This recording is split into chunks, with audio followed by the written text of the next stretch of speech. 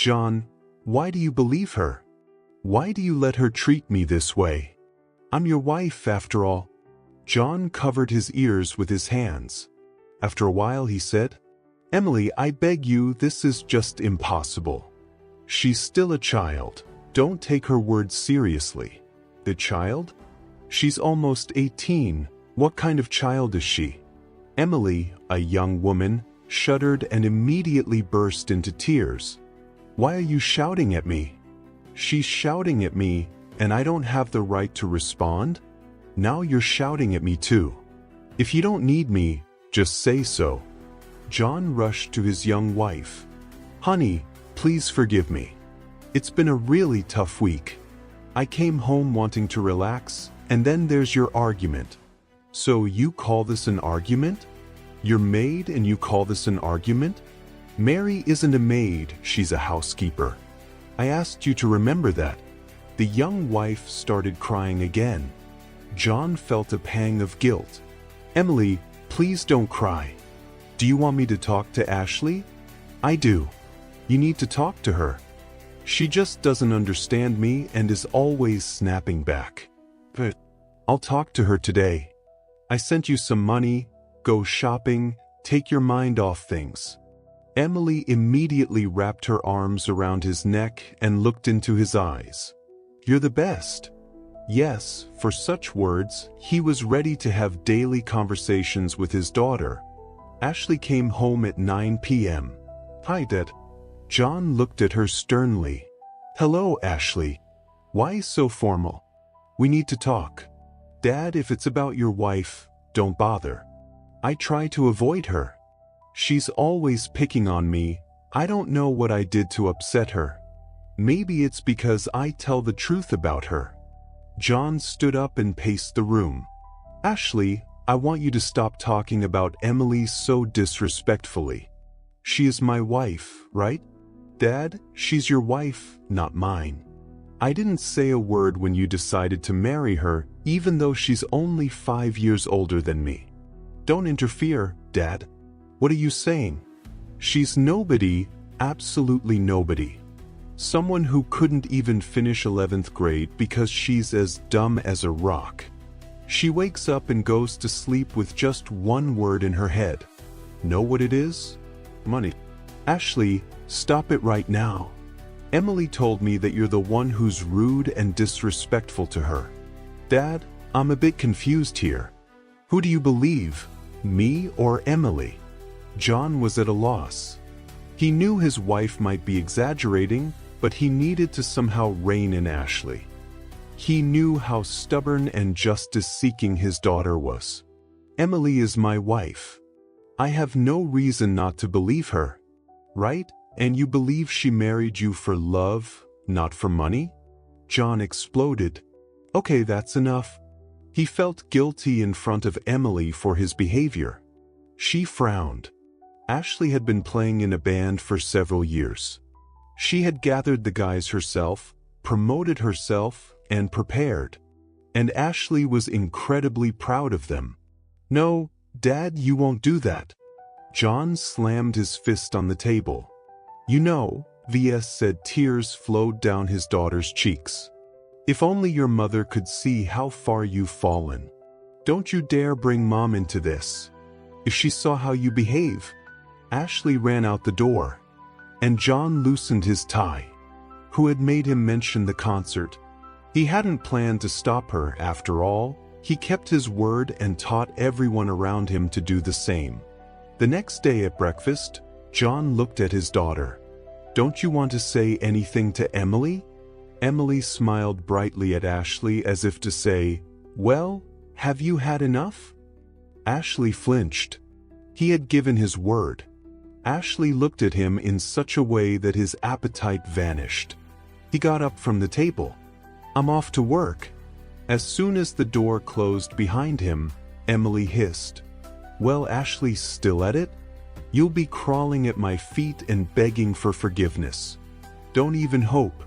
Sooner or later, your father will realize who you really are and it's just that you're the only one standing in my way. And as soon as I deal with you, Your father will definitely have a heart attack. He is after all sold. Ashley rushed at Emily. The arriving Mary barely managed to separate them. Emily immediately rushed to call her husband. She was sobbing, telling him how his daughter had attacked her. John rushed home in 10 minutes. Ashley, in horror, looked at her father. I said, "Get out of my house. People like you have no place in society. You don't know how to behave." Ashley grabbed her purse and rushed out the door. Mary tried to stop her, but to no avail. The woman turned to John. "What are you doing?" John felt like the worst scum, wanted to chase after his daughter, but Emily was already hugging him. In the evening, Emily was talking on the phone. "Listen, the girl has character. She won't show up at home or at her friends' places. We need to do everything quickly, very quickly." "Yes, where do I know where you'll get a body?" "Just get it somewhere." John was awakened by a call. Yesterday he had been calling around that he shouldn't have done, fell asleep only in the morning, and then his call woke him up. "Hello, Ashley?" "Hello." "Hello, John." He was taken aback. The voice of the caller sounded somehow strange, as if it were not alive. "You need to come for the identification." John began to panic. He could barely hear the rest. A frightened Emily grabbed the phone and answered. "No." They were walking to the morgue. John could barely move his legs. Emily was supporting him with all her might. "John, maybe it's not her. Come on, stop torturing yourself." He shook his head. "It's all my fault. You understand, only me. I kicked my own daughter out onto the street." They walked through the gates. Emily cautiously pulled out her phone and wrote something. John ran out onto the street and leaned his forehead against the wall. He was crying. Emily was comforting him. "Come on, stop it. I'm with you." She chose her own path.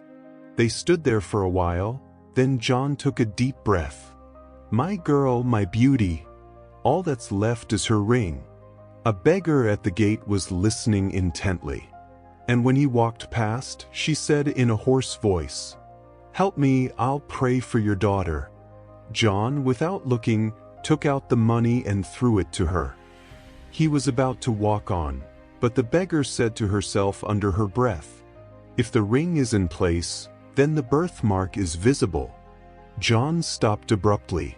Emily pulled him. "Come on, we need to get ready for the funeral." "Wait." Ashley had a birthmark on her wrist. No one else had one like it. "I didn't look." Emily pulled him again. "John, what are you talking about? You identified your daughter. Come on, let's go." He looked closely at Emily. "You seem almost glad that Ashley jumped off the bridge." Emily was taken aback. "No, of course not. What are you talking about? It's just why torment yourself? You saw what state she was in." John silently turned and walked towards the morgue. Emily watched him with a hostile look and pulled out her phone. "He's back. He went to look for some birthmark. You need to find the girl and finish her off as soon as possible. You hear me? Otherwise, we'll get not money, but several years in prison."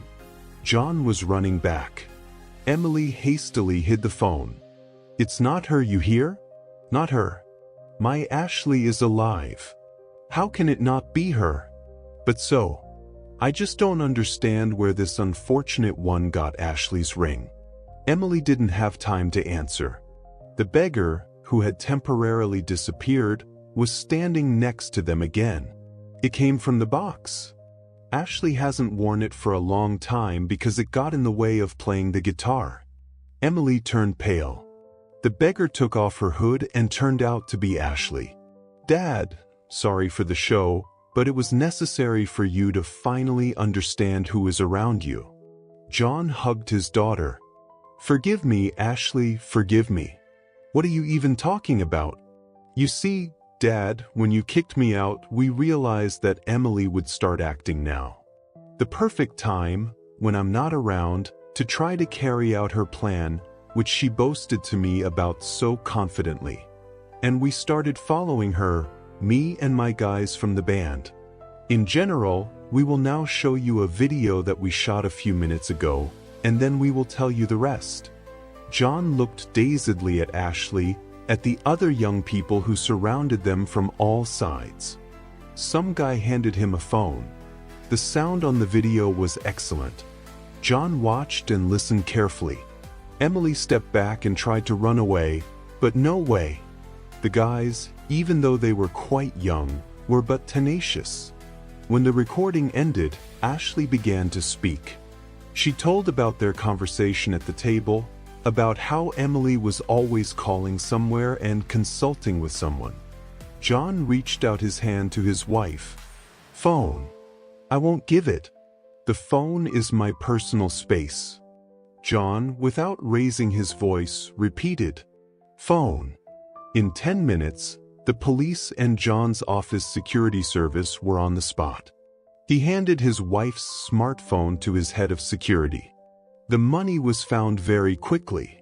It turned out that he was Emily's former pimp, who at one time worked as an escort girl.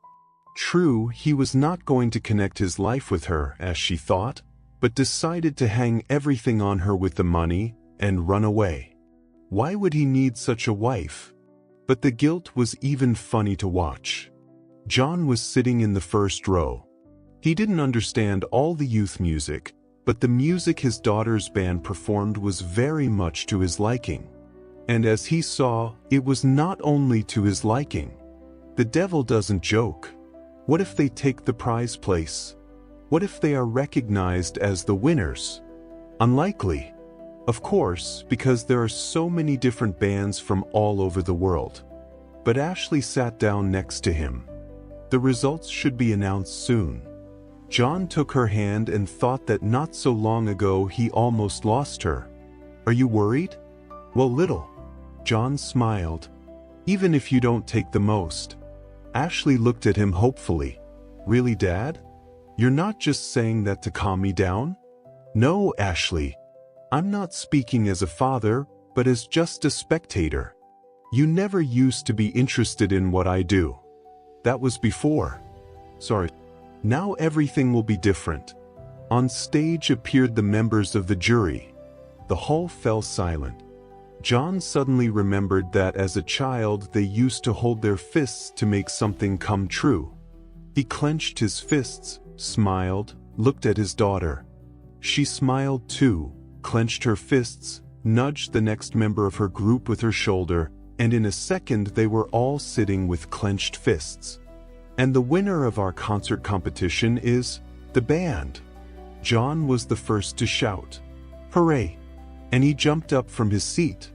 Ashley was sitting confused, looking around in confusion. "Repeat. Repeat, please." Everyone went to the cafe to celebrate this event. John smiled. "The banquet is on me. This is the mother of our bass guitarist, Olivia. She has been our assistant from the very beginning and supports us and sews us costumes." John looked in surprise at the young beautiful woman who was smiling at him. "Hello." And he fell silent, confused, like a child. Ashley and the bass guitarist looked at each other in bewilderment and went to the table. And John and Olivia were left standing silently. After about 15 minutes, the picture had not changed. Ashley whispered in her friend's ear, "Bone, what do you think? How do you look if we become relatives soon? Look at them." The guy smiled. "What? I like your father. It seems my mother does too." And in 6 months their band played at a luxurious restaurant at the wedding of John and Olivia. Thank you for watching to the end.